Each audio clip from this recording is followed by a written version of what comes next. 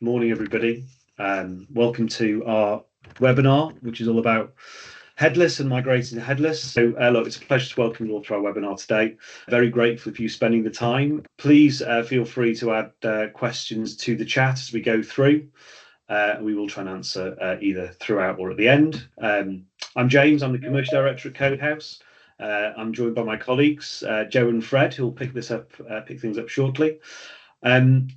The idea of today's webinar is that although there will be some technical talk, our aim is really to position Headless much more in a business context, and that's both commercially and operationally. So we don't really want to talk about Headless in terms of it's better and it's faster and it's easier, but we do want to talk about it in terms of how and why it will make you more successful at what you're trying to do.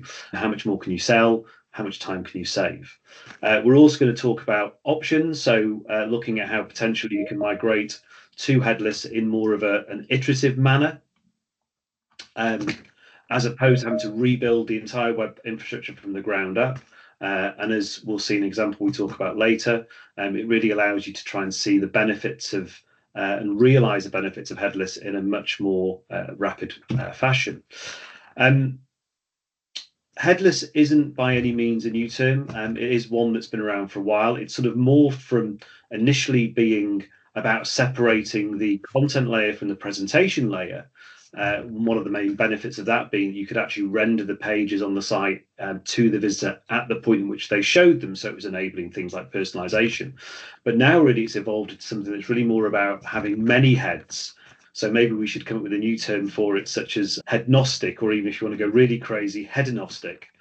But to set the whole thing in context, we're going to start off with a brief explainer about Headless is involved into what sort of a modern Headless experience is. And we're going to talk about the potential advantages and challenges it can bring. We're then going to go and provide some insight. We have a video from about a recent project that we delivered that was both rapid and rewarding. Very briefly, so we're now in our 17th year, so we've been going quite a while from the very, very early days of Headless. We've got offices in London, Sydney, New York, and Colombo. And we're very much focused on the design and the delivery of websites, as well as other sort of digital applications and products. All about driving value for our customers, of course, and you can see sort of some of the very wide and eclectic range of projects that we've delivered over the years. So now we've actually got going successfully. I'm going to hand over to my colleague Joe to pick up the next bit. Thanks. Hi, I'm Joe, front-end lead at Codehouse. Well, that means day-to-day I'm involved in building the interfaces which end users interact with, usually a website.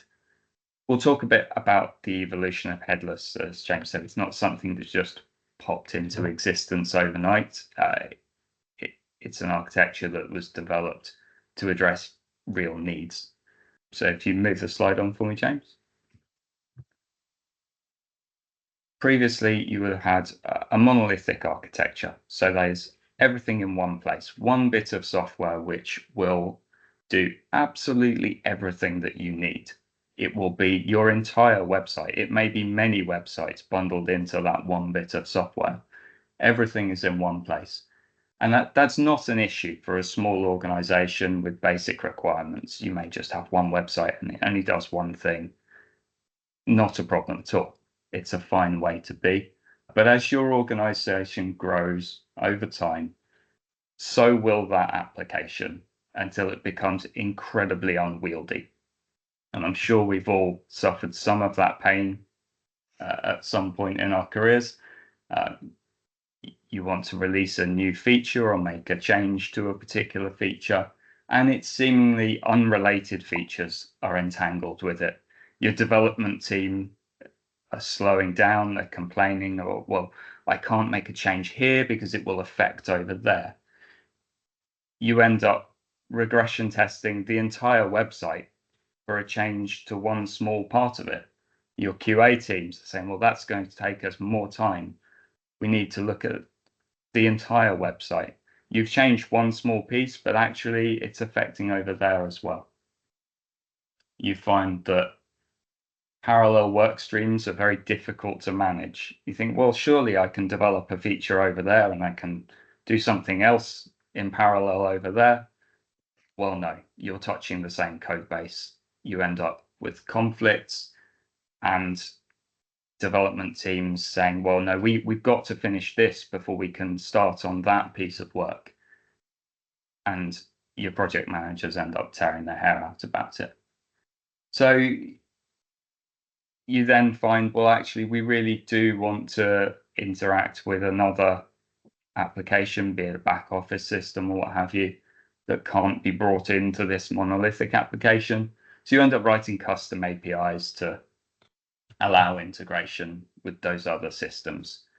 And all in all, what started off just a fairly basic, simple proposition has become a huge thing which nobody particularly is able to work with in a performant and efficient way. The other concern that you'll have is that they are often walled gardens. You'll buy into a particular piece of software, and the vendors of that software will guarantee that they'll support particular products that they've developed, and those are the products that you can use. And if you want to integrate with anything else, it's likely to be a difficult process. So those products may suit your needs, they may not suit your needs, and really you don't have much choice in the matter. So you often find that the CMS itself is extended and customized. And that's all well and good until you come to needing an upgrade, for example. Perhaps it's going out of support. Perhaps there's a security vulnerability that's been identified. These are normal things that happen to normal software in a normal life cycle. But upgrading customized software is never easy, and it tends to get just put on the back burner. So we'll do that later. We'll do that later because actually that's a lot of investment and a lot of time and money, and we don't feel like we're really gaining anything for it. And then suddenly you have a security vulnerability identified and your hands forced. It doesn't make anybody feel good. It doesn't make developers feel good. It doesn't make the business feel good. So any kind of customization to these products is a risk. And then finally, there's no separation of concerns here. So your content, your presentation, your business logic, they're all closely coupled in this one application. And if, for example, you want to introduce a new microsite or a new website that uses very similar content but presents in a different way, perhaps with some different rules around it, you'll find that your content editors end up replicating that content. So, well, okay, this piece of content, it's the same as that content, but it's slightly different for this particular case. So I'm going to have to make a copy of it. And that's not efficient. It's not efficient for them. It's not efficient for the business. So these are challenges that hopefully everyone can recognize that they're not an issue if you're a small business, if you've got a simple premise that really you're just doing one thing. But as you start to grow, the complexity grows exponentially, and you really do start feeling the pain.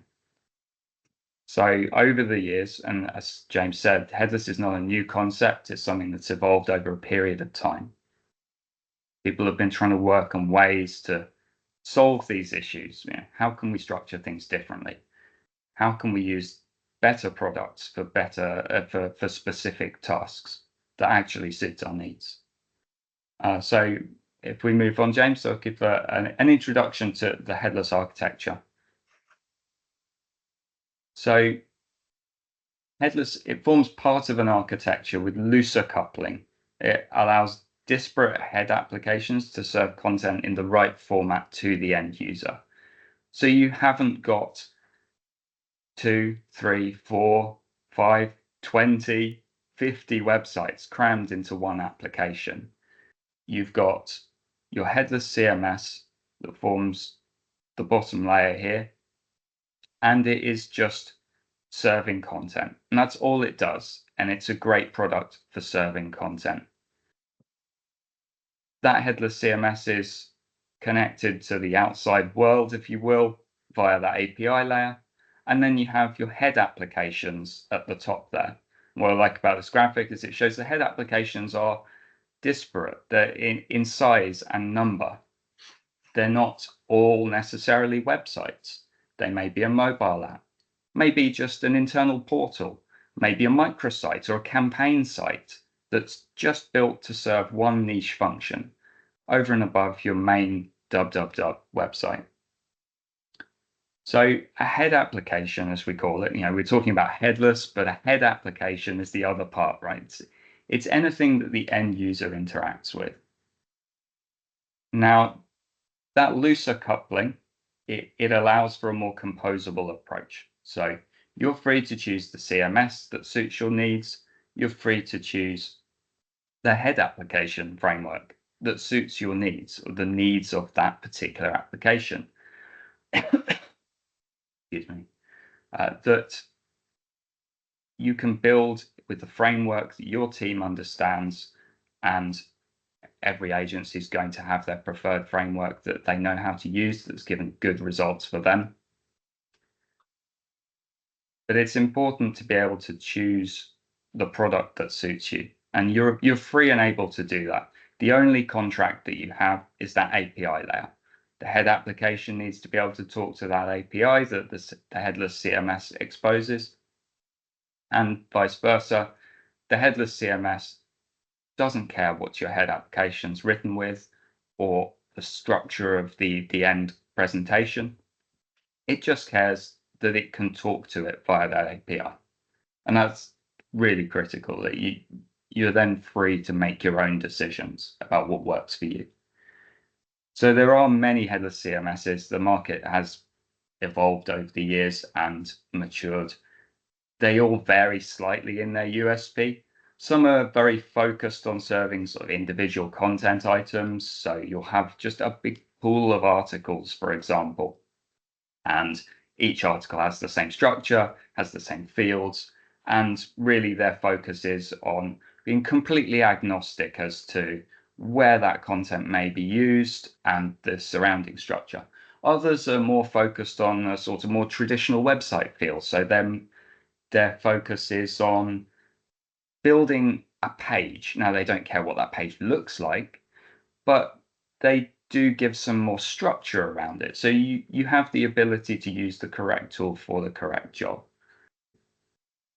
And again, that really depends on your needs. And if you say you get to the point where you think, actually, we've got all this content here, but that really works for this kind of application, but that application needs a slightly different structure. You're free to use more than one headless CMS if you really want to. There's no rule around it. And that flexibility is very, very powerful. So I think we'll leave this there, and I'll hand over to Fred to outline the challenges and advantages. Thank you very much, Joe. So let me just get to share my screen. I'm just going to take control of the presentation. So hi, everyone. Great to meet you all. Thank you for being there, and thank you for watching, otherwise the recording today. So I am Fred. I'm engagement director here at Cloudhouse. So basically what I do is I look after all of the account and delivery side of things. So I have a very strong experience and years of experience into digital transformation and technology. Today, I want to take you through a bit more things focusing on business, right? I want to talk about the business and what headless means to a business. We're going to talk about various different things in there. I try to not do this by PowerPoint. I don't want to have like hundreds of slides, so we kept it to a minimum. But the idea is really to talk about how headless can help you, or not necessarily address, but help you address some potential problems and challenges you're having within the business. But before we do that, I just want to spend a few minutes to just talk about composable DXPs. DXP is another one of these amazing acronyms that seems to be coming and flourishing every year. So we talked in the past about CMS, we talked in the past about ERPs and DAMs and CRMs, and CDPs come recently, and now DXPs.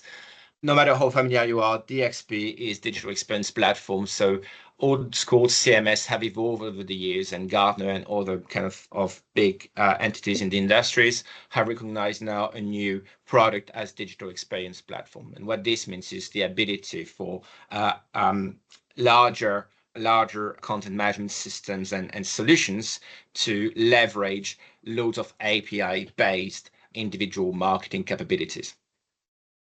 So if we look at this chart, and it's, again, nothing is going to be technical here. I'm really not going to talk about any technical details, but the main idea there is to think about, okay, when we talk about heads, and Joe talked for a few minutes about heads, that's what you have here on the top. So it's all of the different websites, all of the different end channels that you may have to serve your content. So when I talk about content over the next 15, 20 minutes, I'm going to talk about content in the large sense of the term. I'm not talking about words. I'm talking about any type of content, because headless is not just about CMS, right? Headless could be about your headless dam. It's about images. It's about potentially videos. It could be about like headless commerce, about products and headless checkouts and all of these things like Shopify is doing now.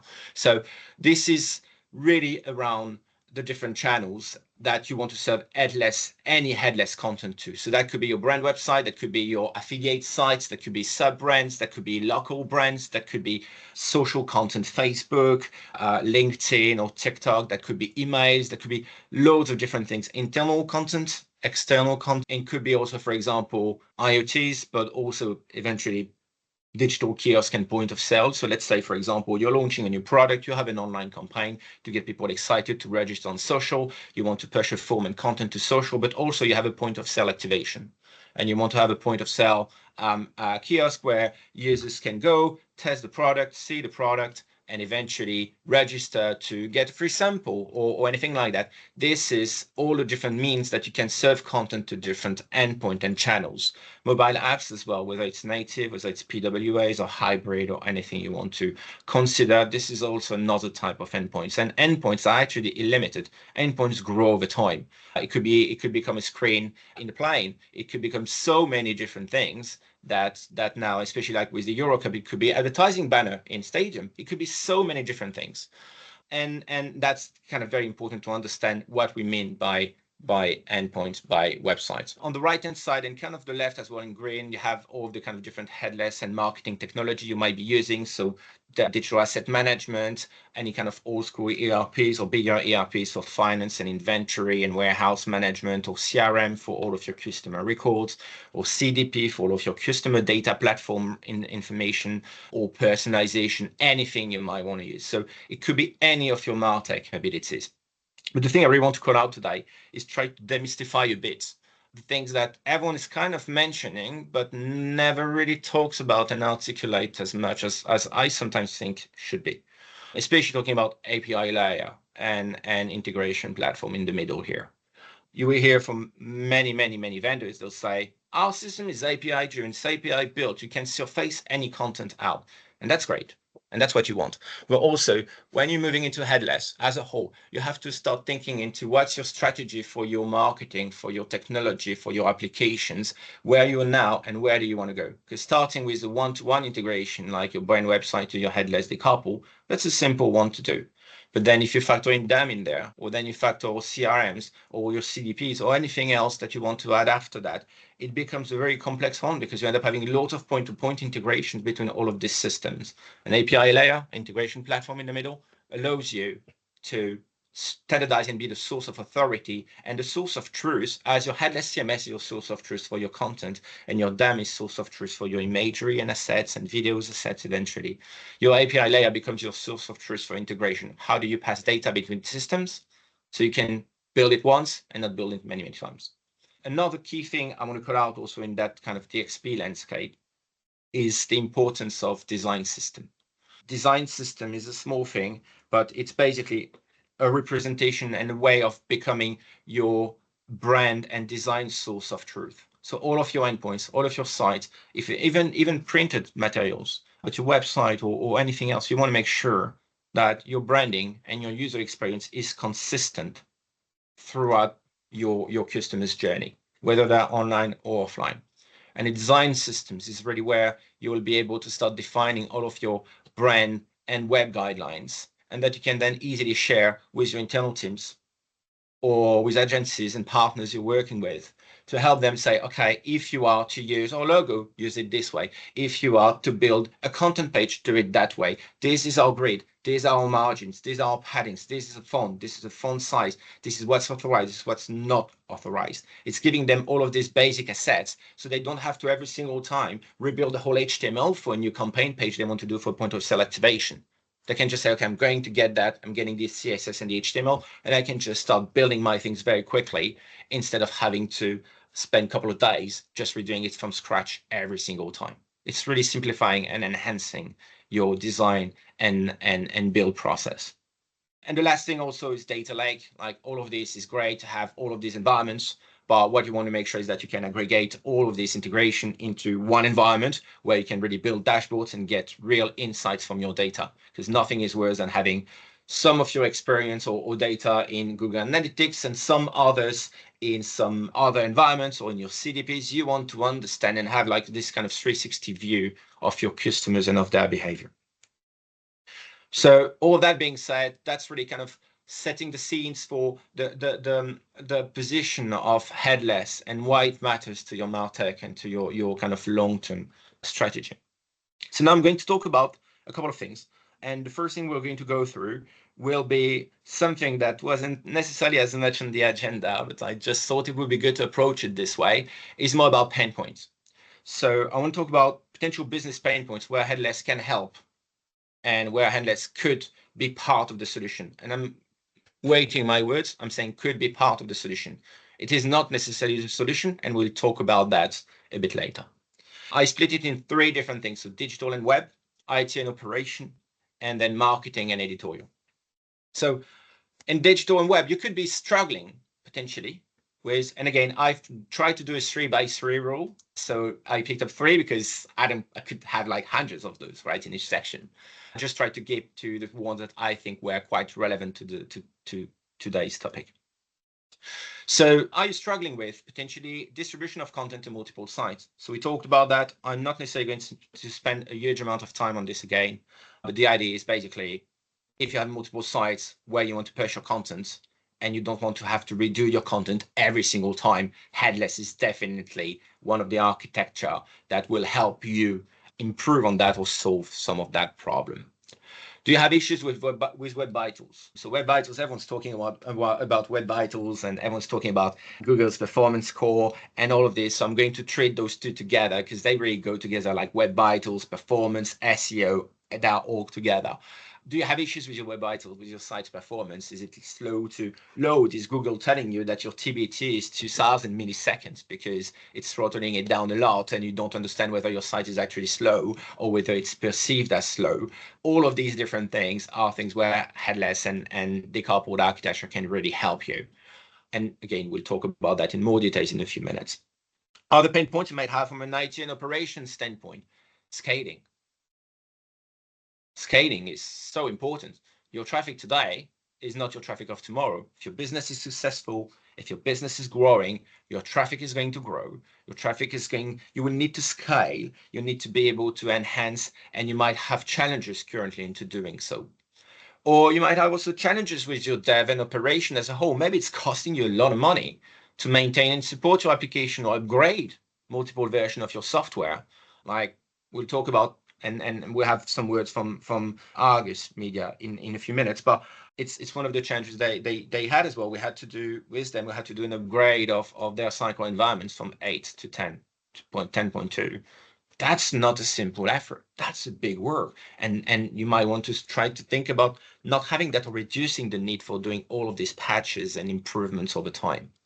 But also, you might want to think about enhancing your security. You might have issues with security. You might be worried about security. You may be worried about some of your data and database being potentially exposed. Well, again, this is something where Headless can really not solve the problem. It's not going to prevent you from being DDoS, but it can really help into simplifying your recovery process or into reducing the risk of corrupting your database and your data as a whole. Last side, but not least, is about the marketing and editorial side of things. You might have challenges and might want to simplify your workflows, or maybe actually you don't have any workflows It's just people editing content, publishing, and you have no control over that. And you want to understand a bit more and control a bit more what's happening without making it too daunting. You might have challenges with managing multiple languages and countries easily.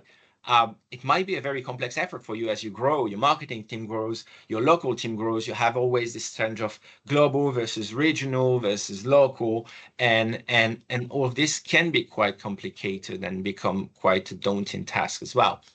And finally, you may struggle with maintaining your brand identity, and you may struggle with controlling how your brand is perceived and how your brand is managed across all of the online and offline digital user journeys, right? So you might struggle, you might end up in these situations where you're going through a website, you click somewhere on I want to register for this competition, and then it looks nothing like the branding that you've just spent time on the main website and going through. It's nothing like it, to a point where sometimes, and you may laugh about it, but maybe you've had this where sometimes you end up on one of your older sites, which actually looks like maybe someone's trying to impersonate your branding, right? So how do you control that branding? You may have challenges into controlling your branding across all of your channels. But the thing is that that's where Headless can help. Again, Headless has loads of advantages and has loads of different kind of string to its bow, right, if I may say, and loads of things that it can really help and can really do. And the first one of those being focusing on the content. Headless really allows you to think about content before you think about what it looks like. As we said, Headless is about doing your work. And if you do, for example, your product inventory, you don't want to have to think about how your size and centimeters or pictures or everything is going to be displayed on your web shop. You don't want to think about that. You just want to care about, I need to do my data input to make sure I have the right weight, the right dimensions, the right descriptions, the right information for my product. It's about being able to focus on the right thing. And it's about being able to think content over your kind of end presentations. Another important point also to consider, where Headless can help, is SEO and performance. So again, modern framework, Next.js, but there are many others. Next.js is one that we favor quite a lot here at Codehouse. Do improve a lot on the performance and SEO, because they are really built for SEO, right? They are built to support and simplify your SEO structure. They are easier to build upon. They're easier to be understood by search engine and crawling bots. And that's also like an out-of-the-box benefits that you're getting from starting to simplify. You don't end up with complicated HTML and code that like Google crawlers might struggle into reading and parsing. You end up with something that they can easily understand and get their way to. But again, the point about the performance is also a key point about caching. And that's because by moving into Headless and Next.js, you will have static site generation. You'll have much better use of caching capabilities. Your site and your pages are not built as the user is clicking and then making requests to your database and surfacing the content and clicking on the next button, surfacing the content again from database. Static site generation allows you to cache part of your site. Again, that can be configured, but that allows you to have something that's actually lighter and easier to load and navigate through, instead of exposing database and making it very slow, which actually leads us to the improved security, right? Just talk about database exposure. Well, read-only APIs and separation, static site generation really help in avoiding having exposition of your internal databases or your site's databases, having someone potentially finding their ways into them.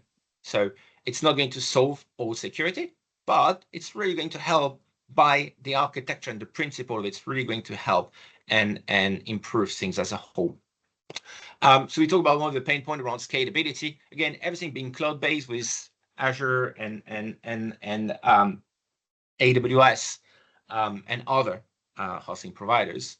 Everything being really cloud-based now, you can kind of scale up and down at the click of a button. You don't have to set up a new database and do all the complicated like deployment process and all of these things. It becomes much more simple. It's like very simplified way of managing things, and it's almost really user interfaces rather than big heads down deployment and structural changes. Customizable front end as well, obviously, because you have your head applications that are separated from your headless content and content as a whole again. I'm really talking generic content. Each application can really think about how it displays the content based on what it needs and how it needs to display it, and not have to worry about trying to find its way around styling a complicated HTML that it doesn't need to understand. So this is really helping you to leverage the right experience on the right device or on the right channel without having to worry about how the content is, how the HTML and the structure of the content is.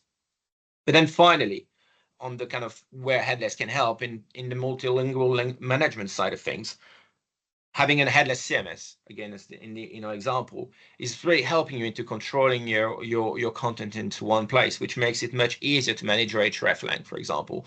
And I'm sure many people on the call today or watching this webinar would have gone through this situation in the past where sometimes US traffic will start cannibalizing traffic for UK or other English-speaking or primarily English-speaking countries like Northern European countries. I've been in the past in situations where a US website was cannibalizing 75 or 80% of the Swedish, one of our Swedish brands website, because everything was being indexed for the US was much bigger. It's a much bigger market. So Google was saying, hey, like, it's just normal to direct people to that website. Well, actually, it didn't have the right product for the local market. So managing your hreflang is fundamental, and that is really enhanced by being able to have a system that tells you to say, okay, this is my page, US page, and this is a version of my page in Sweden or in Finland, and this is a version of my page in the UK, and this product is just for the UK, but not for the US. Managing all of this complicated relation between your content is much easier in that type of architecture than having 10 different sites and then having them compete with one another, because that becomes a real headache and nightmare to maintain over time. So we talked about how Headless can help. We're going to talk about things to look for. I didn't want to approach this as saying Headless has disadvantages or anything. It's not really about disadvantages, because everyone has a different opinion on that. And I didn't really give the advantage. I just said I'm just talking about how Headless can help.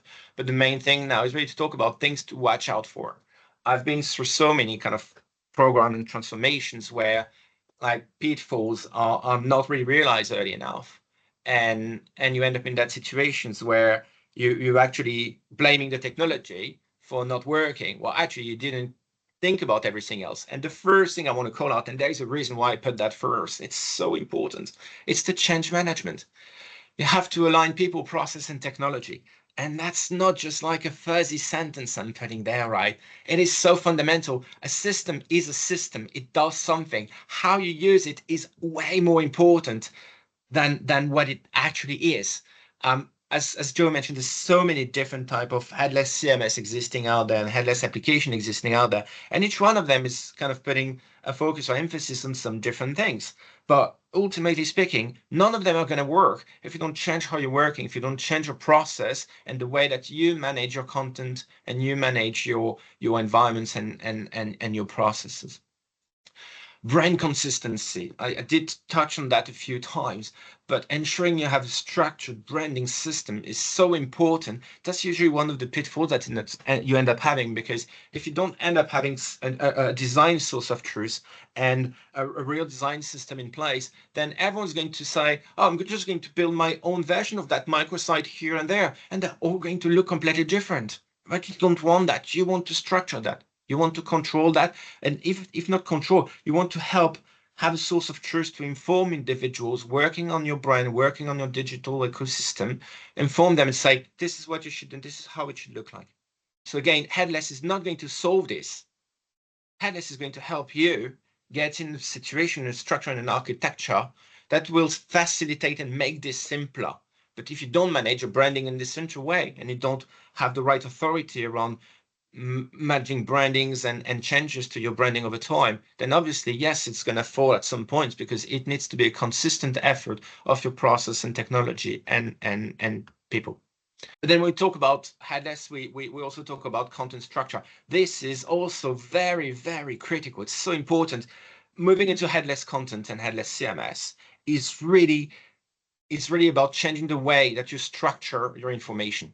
A news item, a news article is not a news article anymore.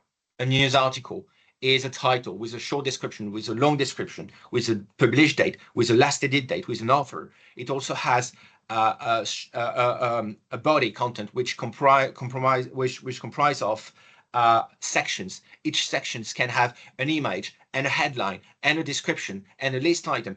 You need to look at, and how you break it down is down to you and how in your business, but you have to think about breaking it down, because the way that you're going to break it down and the way you're going to manage your content is going to be allowing, it's just a way that is going to allow you to customize it on your heads. So if you have one article and say that's a news article and send that everywhere, it's down to each head to understand how it's broken down, and they may interpret it differently. If you say that's my news article, it has a title, it has a section, it has a subsection, it has this, it has that, then straight away it's much simpler to structure that content. And maybe your native app would say, I don't need to know about the sections, I just want to know the general description. Or you may just say your social channels would just care about the short description and not the whole body, because it will be a link to the article in itself. And you want to do that content and manage it in one place and not end up doing it in and having to change it in every single application. The control of it as well. It's good to have content, it's good to structure your content, but you need to control it as well. You need to control what's mandated content. So if you think about multi-site, multi-language, multi-country, you might want to fix your top navigation on all of your countries, but allow them to have flexibility on your tier 2 items. Or you may want to say, actually encourage countries to reuse content and be able to say, oh, actually, there's this article here that's been written in American English. You may want to type this and just start your version of in UK English and in British English and start editing it and personalizing it to your audience. But this is the same content, which is back to the point I made before, allows you to have an hreflang and a relation between the two, saying that's a primary for US, that's a primary version for UK, but this is Google, the same page. Don't return it twice in your search engine. And there's another couple of pitfalls, rows and permissions. I'm sure everyone's got, yeah, I can't be bothered. I'm just going to have a super admin everywhere. Super admin is going to have superpowers, and superpowers are very dangerous. You need to control that. You need to make sure your local authoring and editorial team have the right access, and they can't start just changing content that could end up being published to your native application without them realizing they've done so. So you really need and have to control this. And developer, everyone's talking about headless, saying, oh, then you can create new page and your site without developers. That's wrong. That's not true. You will still need developers, but developers needs to change the way they work. They don't think about, oh, I'm building this page and this HTML and this structure for that website. It's, I am building something for an editor to use. So I need to think about how the editor is going to use my page, how the editor is going to use my functionality. How is the editor going to structure the content? This is what they need to think about. So it's not that we don't need them anymore. It's we need development at a different time in the process that I talked about before. We need that differently, and we need developers then to change their mindset as well and say, oh, actually, I need to think about who I'm building it for in terms of how they're going to manage it in a position with how it's going to be consumed by my end user. And that's a very different way of approaching challenges. And finally, and I'm very sorry, it's been a long one from me, but finally, the last report here is about editorial understanding and being able to follow your branding and structure your branding, and especially avoiding the use of rich text and HTML text editors and all of the what you see is what you get editors. Control and standardize your content.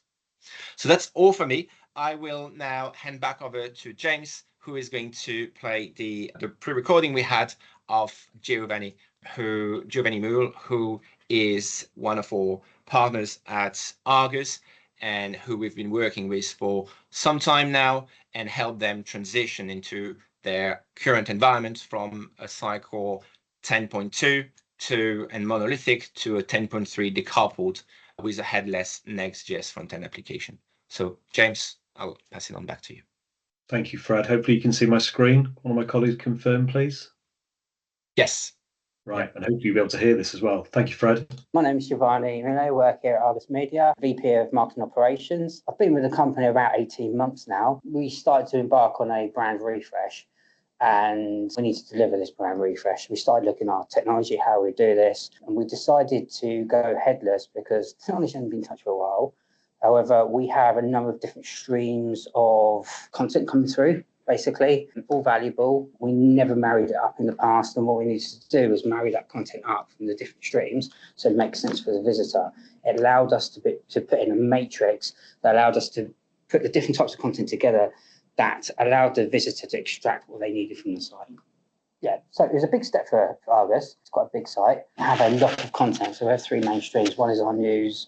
We have content coming from the editorial, but also we have the marketing content. It goes hand in hand. In the past, it was very flat structured, but we need to put this matrix in place. So we align the content to the commodities and bring those three streams together. So if you have a specific commodity, you can showcase that commodity of the news that that comes out of that, along with the product information. So you can marry that up so that both types of contents complement each other. We also wanted to add in another vertical, so industry. Industries look at multiple commodities. So what we did was we used this technology to allow us to manage that content. So the content's now automated. So as the content's produced, it's tagged, and that automatically feeds into the various areas of the site. So if we have a specific page for a commodity, we bring those three types of content to that page that allows us to give the best user experience. We did. So in initial discussions, we started to look at that technology, what was available to us. We didn't want to move away from Sitecore. And Sitecore is a good platform, a good company. But what we wanted to do is evolve from where we were. We did consider XM Cloud. At the time, it was in the early stages. Not many people were on it, and it's too much of a risk for us to go directly to XM Cloud. So we kind of went for the middle, but we definitely had to go headless. The content management in an automated way was really important for us. The experience was really good, actually. It was a bit of an eye-opener, and the effort. Had a lot of teams working on this, so we had to get the development teams, the creative teams, and the product teams who create all the content together. One, to get the site developed, but secondly, to get the content onto the actual site. So we had to all work together. It was quite fast-paced, so there was a bit of backwards and forwards on that, and we were putting content in as we were still developing, but we managed to get that done. We had a great partner, Codehouse, but yeah, the experience overall was really good. In total, the project with the brand refresh, probably a year, but the actual development and getting the site up and running, for about 4 months. What we needed to do to make it happen was initially we went out to get the requirements. So we were in the middle of a brand refresh. That determined a lot of the requirements and direction. Following that, we also had the requirements from the business. So in the old structure, it was very commodity focused. We didn't have an industry focus. We had to add that in. The old site kind of got convoluted around the navigation, etc. So what we had to do was, once we got all those requirements, we could have taken two routes, to be honest. We could have taken just a clean reskin with the existing technology, or go the whole hog where we revamp the whole lot, so rebuild the whole bit and go headless, etc. But to do that, I need to get the investment. So, and I really wanted to go the whole hog, which would set us up for the future, etc. So we put the plans together. We obviously costed it out, and we asked for investment from the business. So we put the case together, presented that to the senior leadership. So that was the first thing we had to do, and then prove to the business what we were delivering was the right way of going. So there was a bit of work around that. As a whole, we got the buy-in. We've done the right thing, and it's now set us up for the future. So not really. I mean, it was fairly straightforward. There was no real major issues. I think there was a little bit of a conversation around licensing or having the right license. Obviously, from the old system, which was legacy, to the new going headless and the new system, made a change in licensing and how we license Sitecore. But outside of that, it's probably the content migration. I mean, the site's big, and we probably underestimated the time we needed to migrate, but we got there. It was a big push, but we got there. Having this new website has started us on the path of digital transformation. It's immense for the business, for Argus Media. We can now showcase our content in the right way. As I mentioned before, we multiple streams of content coming through. It allows us to bring our news, our content from editorial teams, and our product information together, so it sits hand in hand. Better experience for the customers. Yeah, overall for the business, I think it's great. So we now have an automated website. So putting content on the website in the right places, and the amount that's coming through every day is much more efficient. And it's made the ability to further develop the website a lot faster, being more agile, and we've got some exciting stuff coming through as a result of this. In terms of performance, the website loads a lot faster. It's allowed us to put a more structured, better SEO program around it that's driving traffic to the site. And what we've seen is people have stayed on the site much longer. So the bounce rate is a lot less. So the business is extremely happy. Our leadership are happy. We've got a refreshed brand. It's been delivered. The site looks really good. We're driving more traffic to the site. People are spending more time on it. Ultimately, before we started this project, we went through to the business and we gathered requirements from everyone in the business. We've pretty much delivered everything we need to, and more. And as we go into FY25, we've got some really good plans. It's a good question. So we're just finalising the FY25 plans. A couple of exciting things. We want to start using AI, introducing that. So one of the biggest fundamental things is we've got a corporate language translation bot, if you like, AI-driven bot. We're just on the verge of integrating that. So we have an automated AI translation process. So the content in English language gets created, and we can very easily, seamlessly put that into the various different languages. We've got about 6-7 languages we're going to start doing the site. So that means we've got a fully fledged translated site in all the different languages that we cover. Another thing we're looking at is site core search, AI-based search, and that's exciting stuff. So we actually started to bring life to content that's on the site, maybe. So at the moment, so the site's fairly new, to be fair. We've got a lot of exciting stuff coming through. So it's the language wire, we've got the AI search, there's a few other integrations that we're trying to sort out. The focus for next year is more around getting the site working, getting those conversion rates really going, etc., and making sure that we're driving the right type of content. We will, but when that is, I'm not sure. But we've got to get to the site, let it do what it needs to do before we embark on, that we break it again and kind of put it back together. So let's see where it takes us. But yeah, no, it's definitely on the cards in the future. Great, thank you, Giovanni, for doing that for us. So we're more or less at the end of what we're going to cover today. Thank you for joining us. In July the 9th, we'll be actually doing a webinar again. So this time we'll be covering design systems and the advantages they can bring to the business. So we hope you can join us for that. Thank you again for your time, whether you've watched it live today, if you've seen the recording as well. And I think with that, we're going to close out today. So thank you very much. And we're finishing on time. Have a great day.